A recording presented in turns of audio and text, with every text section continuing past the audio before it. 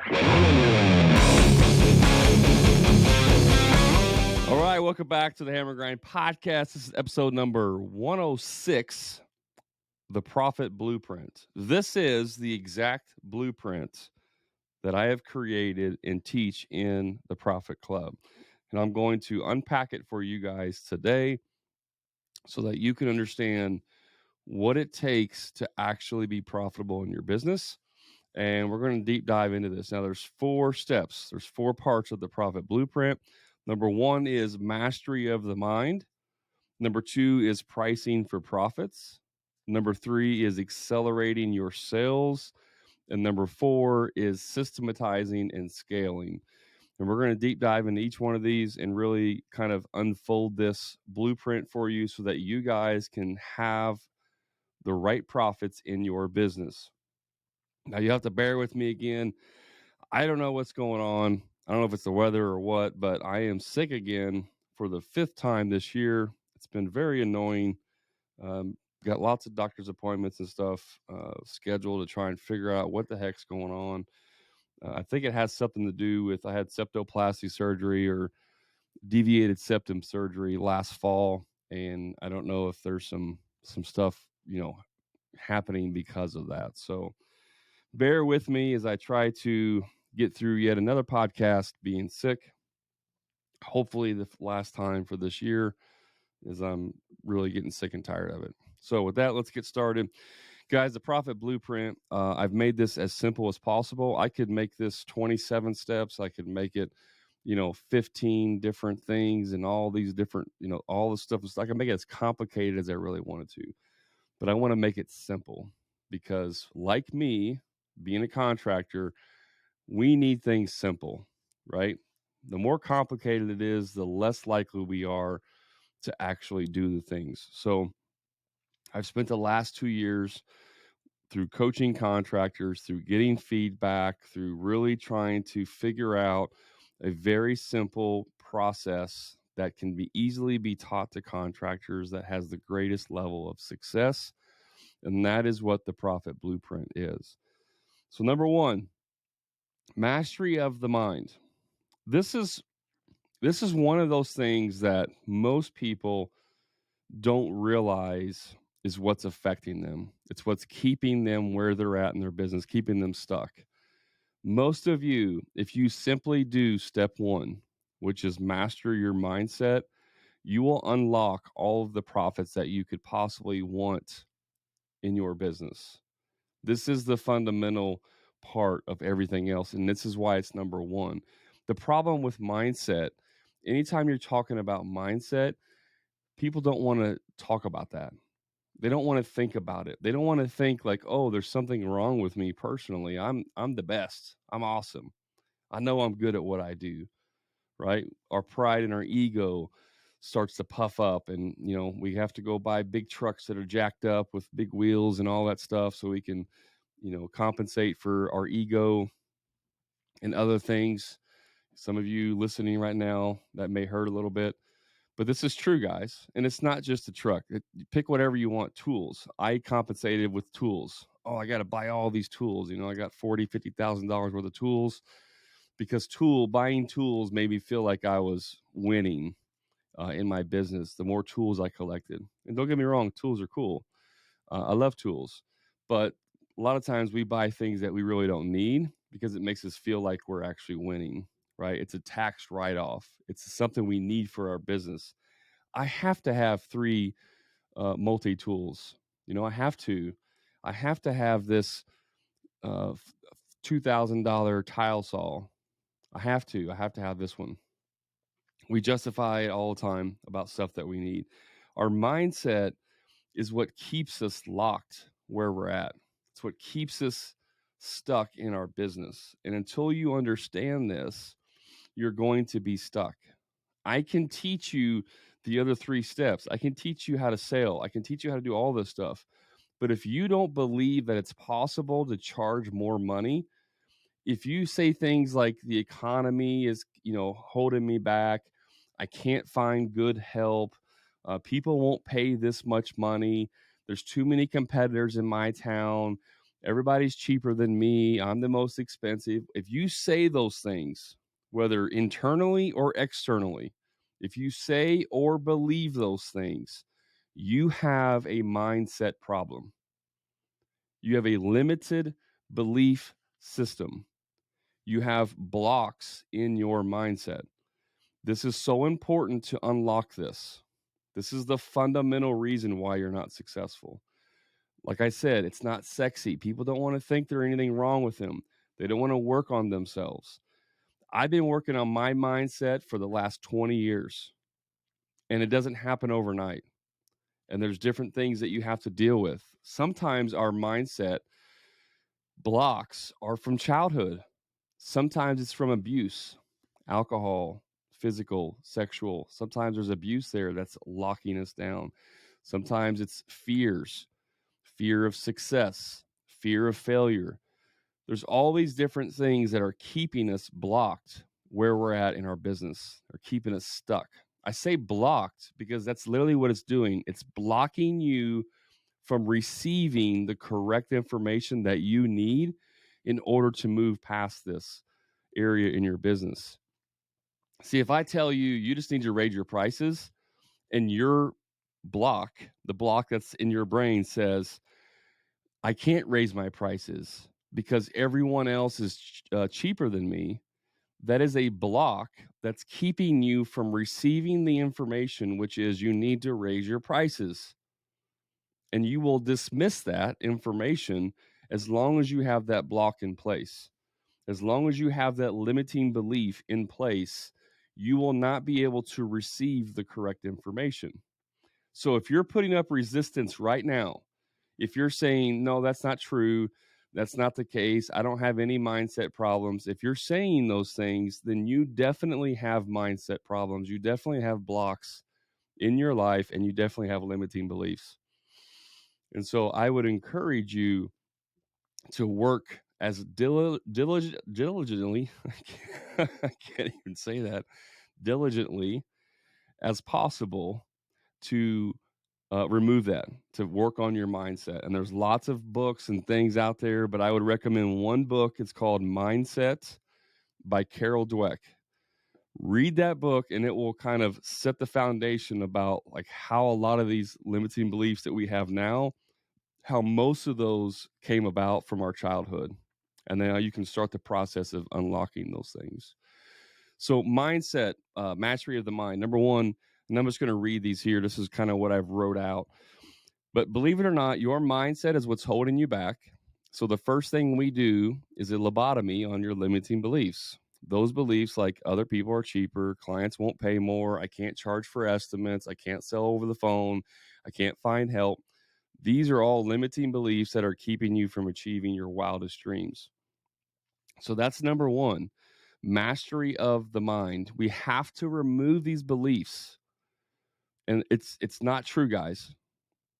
These things that you say are simply not true, because I know from my own clients and from talking to other contractors in Facebook forums and all over the place, TikTok everywhere, that they are having success in their businesses across the US, across Canada, across the world, and they don't have these issues. And so for you to simply say that customers are too cheap, there's that, they don't want to pay more money. If that were true, if that were a true statement, then everyone across the board would be suffering with that exact same problem. And there are tens of thousands of people, examples where this is not true. So if we use a little bit of logic here, we can simply say that that is not a true statement, because if it were true, it would be 100% true across the board, right? I have clients who live in towns of 5,000 people who had these beliefs. I can't charge more. They join my program. We remove these beliefs. They start charging more for their services. And guess what? People still bought in a small town of 5,000 people. You don't have to be in a town of millions or in towns of hundreds of thousands. It works everywhere. Okay. It's the limiting beliefs that are keeping you from having success. Number two, this is the second step. Once we get your beliefs aligned, your mindset mastered, the second thing is we got to get the pricing right. 90% of contractors that join my coaching program are not charging enough. 90% are not charging enough. So once we remove these beliefs about being too expensive, we make sure you're charging a premium price for your services. So when you do this, you'll instantly change your financial future. The real secret here, like if you just want me to give you the exact blueprint in one simple step, is you need to charge more. And that's it. If you simply charge more, you will have more success.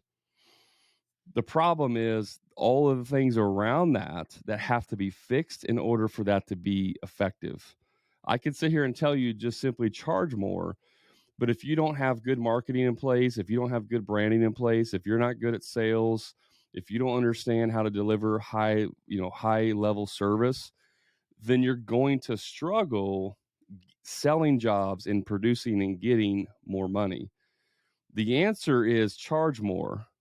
The problem is putting everything in place that will allow you to charge more, right? And that's what we help you with, is to figure out like what you need to have in place. But you have to make sure you're charging more. And here is the formula. I've said it before, I'll say it again. It's your COGS, your cost of goods sold. That includes your labor, your materials, your subcontractors, any overhead like permits, plans, anything, rentals, dumpster, like anything like that that's specific for that job, does not include any overhead whatsoever.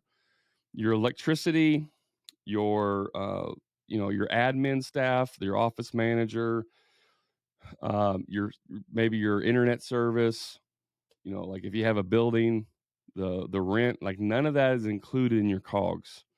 Your COGS are the cost of goods sold, meaning what does it cost you to produce the goods? And in this case, the goods is what you do, right? So it's not your electricity and all that stuff. What is your COGS times two? It's 100% markup. Times two, a factor of times two is the same as 100% markup.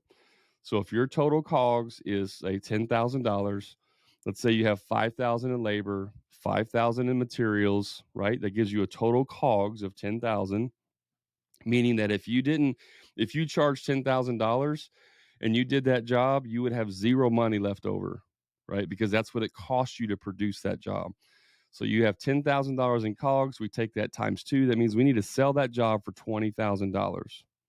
Not $1,500 markup, not a 25% markup on labor and 50 on labor, or I'm sorry, 50 on labor and 25% on materials. None of that.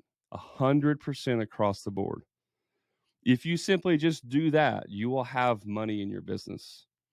And I get a lot of pushback on this, not from the people won't pay it, right? Not so much that they won't pay that much. Yes, I get that. But I get a lot of pushback on I don't want to rip people off. I just want to be fair, Brad. As long as I can, put money, as long as I can buy a 6-pack of beer and, have a little bit of extra money, I'm good. Guys, that is a terrible, terrible way to run a business. If that's you, if you just want to survive and just live, go work for somebody else. Seriously. Because you can go make a lot more money working for someone else and have none of the stress of owning a business. The whole purpose of owning a business is to control your destiny, your future, your legacy for your family. That's the purpose of owning a business, to be able to control everything, all of the, your life, control your time, everything you do. Otherwise, there's no sense in all the stress that's involved in running and owning a business. Go work for someone else and probably make more money, honestly. But that's the formula for pricing is your COGS times two. And this whole thing of being fair, you're thinking short-sighted. Your body will not keep up. Your body, as you get older, you will not be able to work as much. Some of you will not even be able to work at all on the job. You'll get arthritis, you get knee problems, back problems, all kinds of problems, and you can't physically work on the job. This is why, like, the handyman business model is really not a very good model for long-term sustainability unless you have employees. Because if you want to be a one-man show, that's fine. You can do that, but eventually your body's going to quit. And once your body quits, not only can you not work anymore, but you cannot produce income for the rest of your life. So if you're not making enough income now to carry you in the future, then you're screwed. You're going to have to close your business down and go be a greeter at Walmart, or be a salesman at Home Depot making $12 an hour because you didn't plan far enough ahead, all because you wanted to be fair. Well, take that word fair and shove it up your butt. I mean, I freaking hate the word fair. I hate it. I hate seeing people post on there. I want to be fair. I just want to be fair. Guys, if you broke your back and you couldn't work anymore, are your clients going to come and pay your medical bills? Are they going to come and cook your food? Are they going to come and cut your grass for you? Hell no. Your clients are not going to do crap for you if you get hurt. So don't sit there and tell me you want to be fair to them, because they don't give two craps about you. Yes, they may care about you as a person. Yes, they may be sympathetic towards you. They may feel really bad for you. But at the end of the day, they are not going to do anything financially to help you. So this idea that you're being fair to them is ridiculous. You might as well just say, I'm too scared, I'm too chicken to charge people more money. And part of the backside of the mindset is some of you guys don't feel like you're worth more. And that's unfortunate, but it's not true. Everyone who owns a business is worth more. Not even that. If you're alive on this planet, you're worth more. Unfortunately, we can't always charge and get what we're worth all the time, meaning I can't charge $1 million an hour, right? It's just not feasible. But I am worth more than what a lot of people may think. And you are worth more than a lot of people may think. And you are worth more than what you think. So this whole idea about being fair is BS. Eliminate that word.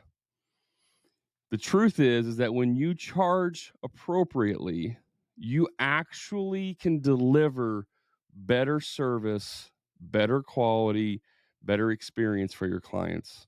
That's the truth. When you charge more, you deliver better experience, because you're not running around like trying to hurry up and get this job done. We got to hurry up and get it done because we're already over on budget. We're already over on time. The materials cost more than I thought. We got to hurry up, get this job done. And now you're doing less quality work and less service because you got to hurry up and get this done, all because you wanted to be fair and not charge too much. But in reality, your fairness is actually making it unfair, because you're actually delivering a lower quality product and experience because you didn't charge appropriately. You got to take the word fair and throw it out the freaking word. Just throw it out, eliminate it from the dictionary. Okay?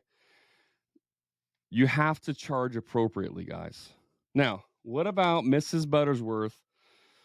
Like how I did that. Mrs. Buttersworth down the street, an 80-year-old lady who's, on Social Security. Her grandkids don't do anything or help out. She's in a wheelchair and she just needs some help. I want to be fair to her. I'm not trying to price gouge her. I really don't want to try. I'm not trying to get rich off of one person. Again, these are limiting beliefs, guys. If you want to help Mrs. Buttersworth, then go down there on your off time and do it for free. Don't discount your pricing during peak working hours, because you're screwing yourself. You're not helping Mrs. Buttersworth by doing it at a discount. What you don't know about Mrs. Buttersworth is that she's actually a millionaire. She just lives very frugally, does not have any flash, and she knows how to work the system. So there's not I don't know a single person on earth that would say, no, I don't want a discount. No, no, please don't give me a discount. There's very few people on earth that would actually do that. If I was a multimillionaire and you came to my house and said, hey, I'll come and cut your grass and I'll give you a discount, I'm not going to say, oh, please, no, please don't give me a discount. I'll be like, oh, okay, that's great. Thank you. This idea that everyone who's old doesn't have any money is ridiculous, because the truth is, if you statistically look at the population, the majority of older people, like 60 and above, have almost all the wealth in the country.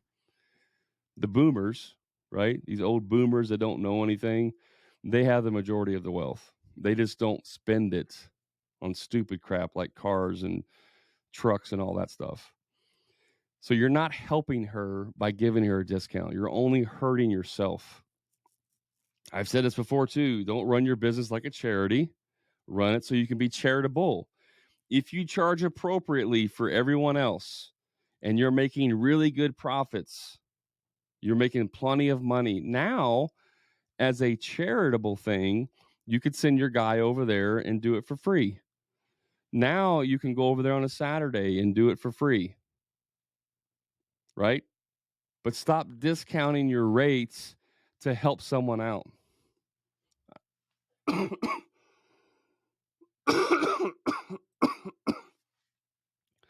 I'm not saying anything wrong with discounts, guys. If you want a discount for veterans or stuff like that, as long as the numbers make sense, I'm okay with that. That's a marketing strategy. But don't discount because you want to be fair. Don't discount because you think you're charging too much. Don't discount because you believe they don't have any money. You don't know their bank account. Are they going to show you your bank account? Or show you their bank account? Hey, here's my bank statement. I only have $27 in there till next month. No, they're not going to show you anything. Don't discount your money. Don't discount your prices.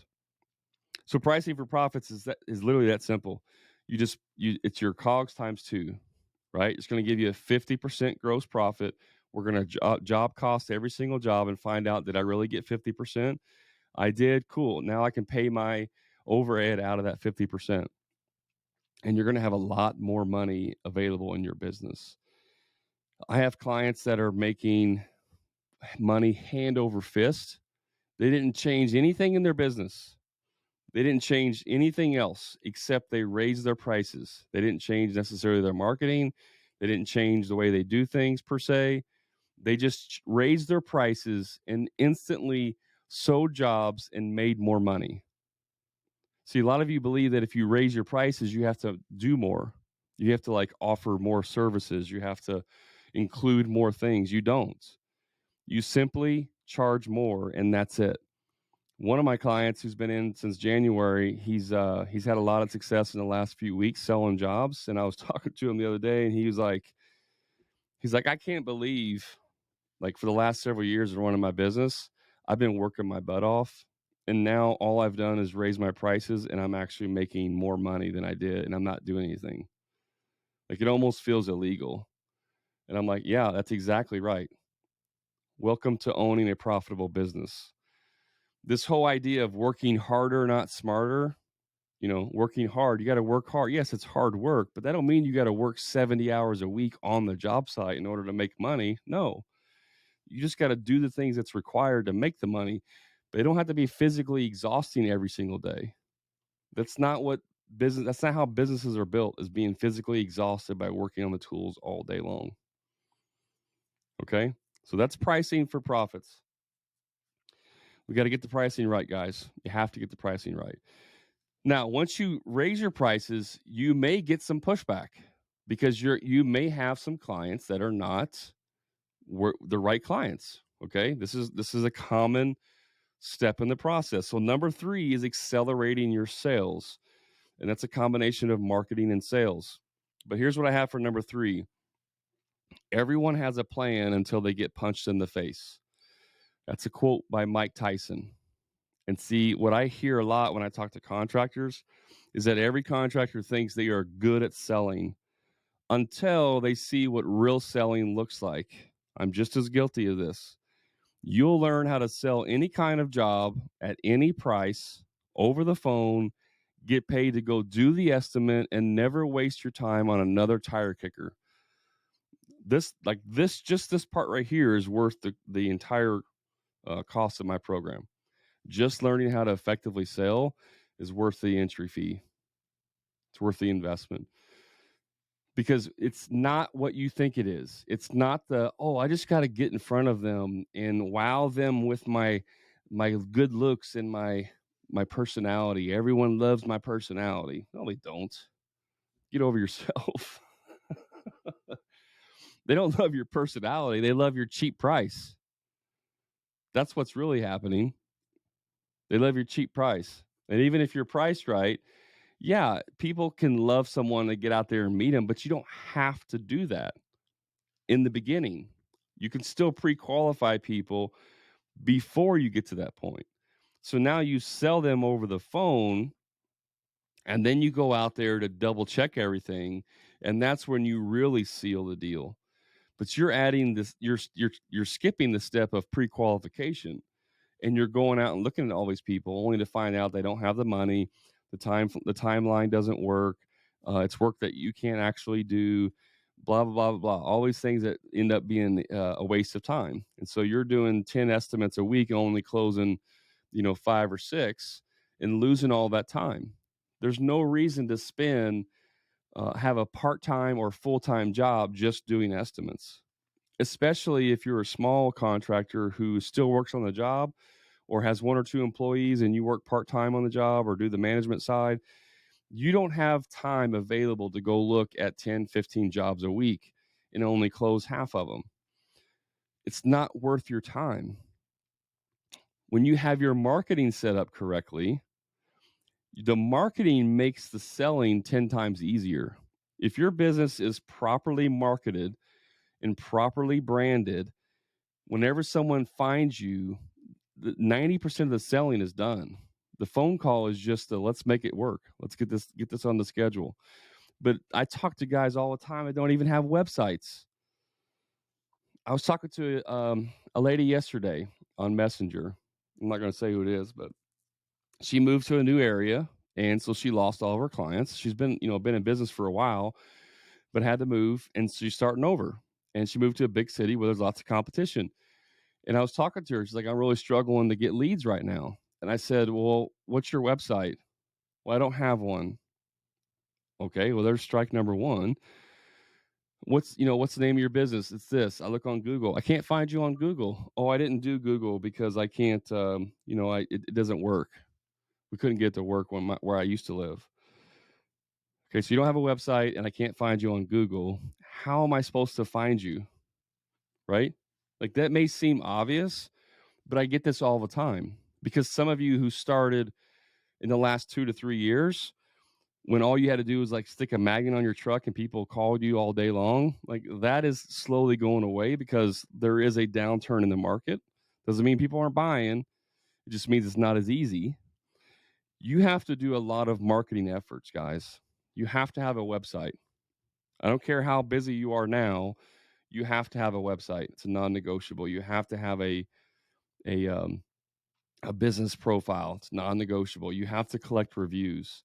I have to have a way to go and find out information about you.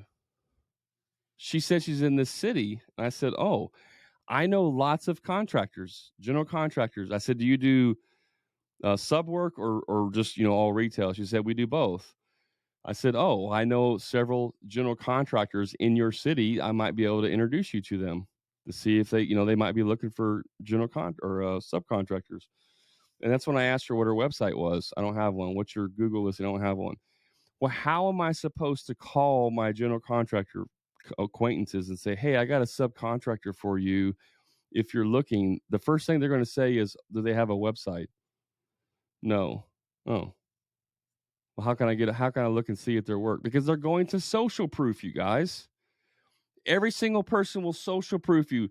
If you got a referral, if someone gave you a referral, they referred your business to their friend. Your friend may call you, but I 1000% guarantee you they've social proofed you first before they've called you. They've gone to Facebook, your website, Google. They've checked before they call you to make sure that you're not just some flake. If you don't have these things in place, you're screwing yourself. You need to have these things in place. So you want to have too many leads coming in. I've talked to other contractors that say, I really don't want to hire a professional and get leads because I'm afraid I can't handle the amount of leads coming in. Well, that's the problem you want. That is the recipe for scaling your business, is having too many clients calling you. You're not going to be able to scale your business by not having enough clients, like just having the right amount of clients coming in. There's all kinds of things you can do to reduce the amount of people calling. But if you don't have the abundance first, you can't narrow that down. You can't narrow down from nothing, but you can narrow down from too much, right? So you have to get the phone ringing off the hook, and then you can narrow it down from there. So getting your marketing and your sales right so that you can pre-qualify quickly and effectively, and that way you're not wasting all of your time. One of my clients, he's a landscaper. He saved over 2 months, a year of his time by stopping doing free estimates. 2 months. I'm talking about the total time saved, like 8 hours a day times 5 days a week times, 4 or 5 weeks a month, a total of 2 months of his time per year saved. Do you think you can work on your business more if you can save 2 months out of the year? For you that are doing free estimates, that's like instead of having a 12-month year, you get a 14-month year. You get an extra 2 months to work in your business. Do you think that would be beneficial to your business? If you say no, then you need to leave this podcast right now, because everybody should be saying yes. I would love to have an extra 2 months of time available. That's what actually learning what a sales process looks like. The last step in this is the systematize and scale. And this has to be last. I can't tell you how many people, and this was me, by the way, this is my belief. The only way you make more money is by being more efficient. So that's where I invested in a lot of tools, a lot of technology, a lot of things, because I'm like, oh, if I buy this one tool, it saves me one man hour of production a day. That gives me an extra hour of time, blah, blah, blah.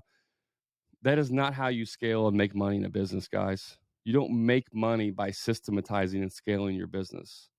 You make money by charging the correct amount first. Then you add on to that by systematizing and scaling. But a lot of you don't charge enough. And so here's what happens. You have 2 employees. It's you and 2 employees, one good carpenter and one apprentice. You're doing, let's say, bathroom remodels or kitchens or whatever. So you're out in the field, 5 to 6 hours a day. You got your main guy who can kind of run the job when you're not there, and you got a helper who just, does whatever he can. And you're like, man, I'm not making enough money. I'm just not making enough money. I need to make more money. So what do you believe you need to do? You believe you need to hire more people. And so you hire another person, another carpenter, and you think that's going to make it better because now you can charge, you're making money off that person, which is true, but because you're not charging enough, you're making a very minuscule amount of extra profit. And so you believe you add more people to make more money, and all you're doing is scaling a turd. When you scale a turd, it's still a turd, except it's a bigger turd that you have to deal with. So not only are you scaling the problems that you have, right? But you're actually creating more problems. So you have to first get your profits in place, because you may not even need to hire another person if you got the correct profits. If you can make an extra 75, 150,000 a year without doing an extra job, then all of a sudden it doesn't matter as much. I got to hire one more person because I can make the profits I want with this 3-man team. So you have to get your profits right first. And then once you get your profits, then you can systematize and scale. But people want to be efficient. I need systems in place so I can be more efficient, so I can make more money. That's the last step, guys. Efficiency is a bottom of the funnel activity. You make your money at the top of the funnel when you sell the job. You're going to make the most money at the top. You make the least money at the bottom through efficiencies. And if you, let's say you do a job and you're super efficient, and through your efficiencies you might save $1,000, right? Because of your efficiencies, you saved $1,000 in productivity. That's great. You made an extra $1,000. But all I have to do, let's say I'm not efficient. My business is not as efficient as yours is. So I'm not going to make that extra $1,000 through efficiencies. But you sell a job at $20,000 and you save $1,000 through efficiency. Congratulations. You made an extra $1,000. But all I have to do is sell that exact same job for $25,000, not be efficient, okay? And because I simply charged $5,000 extra and you made an extra 1,000, I still made $4,000 more than you, and I'm not efficient. But once I become efficient, now I'm making $6,000, right? Or $5,000 more than you, but $6,000 total because I made an extra $5,000 sale. Now I save $1,000 through efficiencies. That's like adding 1,000. That's 6,000. If I become efficient, I make $5,000 more than you, doing the exact same thing, and then total I make 6,000 through efficiencies. That's why efficiencies are after you get your pricing right first. That's why these 4 steps are in this order, because you have to do them in this order. You systematize and then you scale. So what is systematize and scale? Systems are what remove you from the day to day. It's not just a nice thing to dream about. We help you put the right systems in place so that you can create a business that runs without you.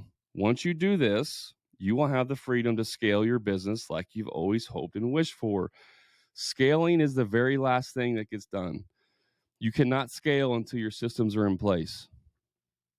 You have to fix your mindset. You have to price the job correctly. You have to learn how to do marketing and sales correctly. You have to create your systems and then scale. That's the order. That is the profit blueprint. If you do those things in that order, you will have a successful business. But your systems have to be put in place before you can scale. But like I said earlier, if you don't have systems in place and then you try to scale, you're just scaling a big turd and you're actually creating more problems for you. That's why you guys who run around like a chicken with your head cut off, putting out fires all day long, it's because you scaled before you systematized. That's what's happening. If you're running around crazy, you scaled before systemizing.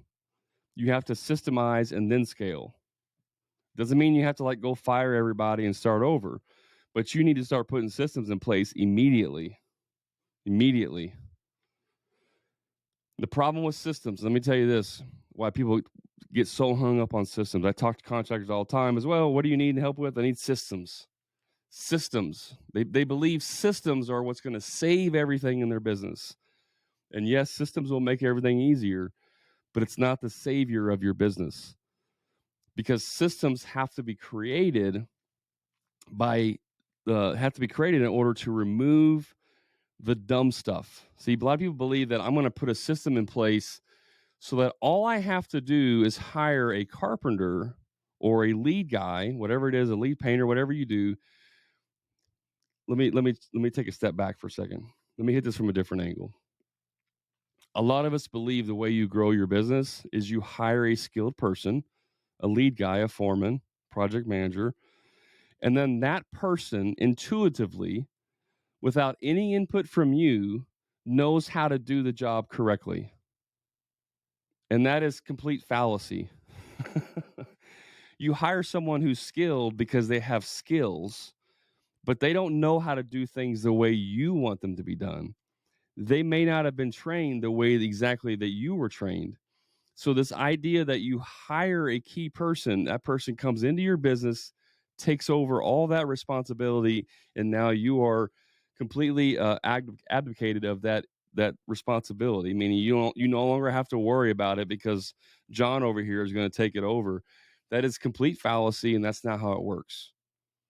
You have to create a system that you plug John into, and the system lets John know what to do, and then you manage the system and you manage John. John manages the system, you manage from a top down. Right? So when your lead guy's calling, hey, boss, what should we do on this? You don't have a system in place. You're relying on their skill set to know what to do, and that's not how it works, guys. It's not how it works. Is it possible to hire someone that has all the knowledge and knows how to do everything? Yes, it is possible. Those are called unicorns, okay? And you're going to pay a freaking crap ton of money to get those people because they will know their worth. And it's okay to pay for good people. But this idea that you're going to hire someone to come in and just take over is ridiculous. You're kidding yourself. You put the system in place that manages what needs to happen, and then they take over.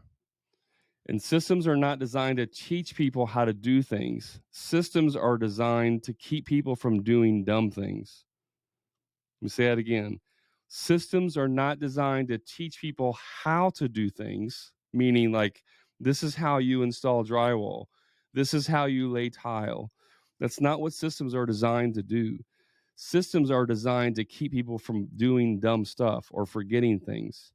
Like you can have a checklist that says, before we hang drywall, we need to check and make sure that is the plumbing done? Has all the plumbing fittings been glued?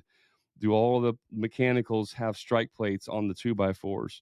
Is the electrical finished? Like all of these things in place before we hang drywall, you have a checklist of these are the things that we need to check and make sure are done. That is a system that prevents things from being, missed before a major part of the project is done. Once you hang drywall and something's wrong, it sucks because you got to cut it out and it's a big deal. So you have a system of like checklists. This is what we check. That checklist does not teach them how to do it. It's just making sure that the dumb things are not missed, right? And that's how you create systems. And lastly, with systems, and I want to take a quick time out here to talk about something that's part of it. It's like a system, and I want to talk about this. I have created what's called the Profit Journal. I made this for myself because I've used many, many different types of journals to really try to get better for myself, right? Some people think it's all foo-foo and silly stuff, wall stuff. Oh, you can write down your thoughts and journal. Ha ha ha. No, guys, all of the most successful people in the world journal. They take notes. They have a way to guide their day and their thoughts. And so what I did was create what I call the Profit Journal. This is not a scheduling book. It's not a calendar. You don't put in there what you're doing each day. All you're doing is you're writing down things that are going to keep you focused in your business so that you make the most profit. And there are things on here like 3 things I'm grateful for. Having the right mindset. Remember, we got to master our mind. And if you write down 3 things every day that you're grateful for, it helps to block out all of that negative stuff. Because remember, garbage in equals garbage out. So I put 3 things I'm grateful for. I have a section for 5 new ideas. We need to increase and promote creativity. So if you start writing 5 new ideas every day, it will start to energize you. It'll start to open up the creative process in your brain to implement new things in your business. So there's a section for 5 new ideas. You write down your sales goal for the month so you can track your goals and profits. 3 action steps towards goals. 3 I am statements. These are statements that are like affirmations of like I am a sales master, whatever. These are just to help boost your confidence. And then at the end of the day, we have our biggest learning lesson of the day, looking for a solution to X problem. How did our day go? And some other stuff, right? So if you guys want to have access to my Profit Journal, I'll have a link in the show notes. You can go and download it from a website, and they'll ship it right to you. And just like the reason why I wanted to bring this up now is because in any system, when you create a system, you're not going to create the perfect system from start to finish. You create a rough draft of the system. You implement it. You get feedback from your team, from everyone else. You make necessary changes. You make the improvements. You try the system out again. You make a few more tweaks. You apply that. You make, you do it again. And eventually, over a period of time, you will have the perfect system. But it never, ever, ever happens from day one. So we procrastinate on creating systems because we want them to be perfect from the start. This profit journal is not perfect. I had a couple revisions before I made it public, and there's already things that I want to change. But I'm going to put this out there because I want feedback from you guys. This is a first rough draft.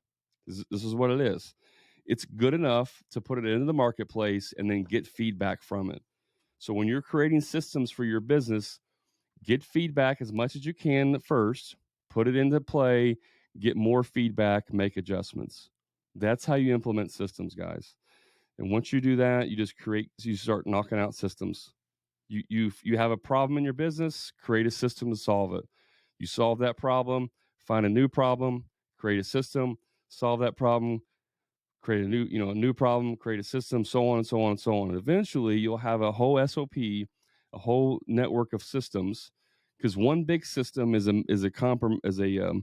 comprised of many, many, many, many little systems, right? So you create one little mini system, and eventually you'll have 100 mini systems that make up one big system. Whenever you do this, then you'll be able to scale with ease, because now it's just a matter of hiring people and buying equipment. Once you have all that in place, now all you got to do is get the phone to ring more, hire people, buy product, capital like equipment stuff. You need to put another vehicle out on the road. You got to hire 2 people for that vehicle. So you have a system already in place. All you got to do now is hire 2 people, buy the vehicle and equipment. Once they get going, you get more leads coming in. You hire 2 more people, you buy another vehicle. Whatever that looks like for you, that's how you scale. But you don't scale until everything else is done. So we went long on this podcast. I actually didn't think it was going to take this long, but I really wanted to deep dive into this. If you guys follow these 4 steps in that order, I promise you will have a profitable business. If you do them out of order, you may or may not have some success, but it's not going to be as concrete as if you do those in order. And if you want help with this, guys, please reach out to me. This profit blueprint is responsible for helping lots of contractors generate hundreds of thousands of dollars of additional profit each year in their businesses. One of the highest level of success was an additional $900,000 of profit in 1 year. He added almost $900,000 of additional profit, not revenue, profit in 1 year. And lots of other guys have done hundreds of thousands of dollars in additional profit each year if you do it correctly. And if you want to have that level of success in your business, please reach out to me and I'll be more than happy to share with you what that looks like, what the investment is, and how I can help you. Guys, I appreciate you tuning in today with me and listening. Hopefully you will implement these 4 steps in your business. If you want more information, reach out to me. Find me on TikTok, Instagram, Facebook. Just search for the Hammer and Grind podcast. I'll have links to the show notes for those as well as my new profit blueprint. Go pick it up and let me know what you think. Try it out for a couple of weeks. Give me some feedback, and then I can make some adjustments and get the second rough draft out there. All right. Thanks, guys. I appreciate you so much and for listening. And remember, until next time, guys, remember, profit is not a dirty word.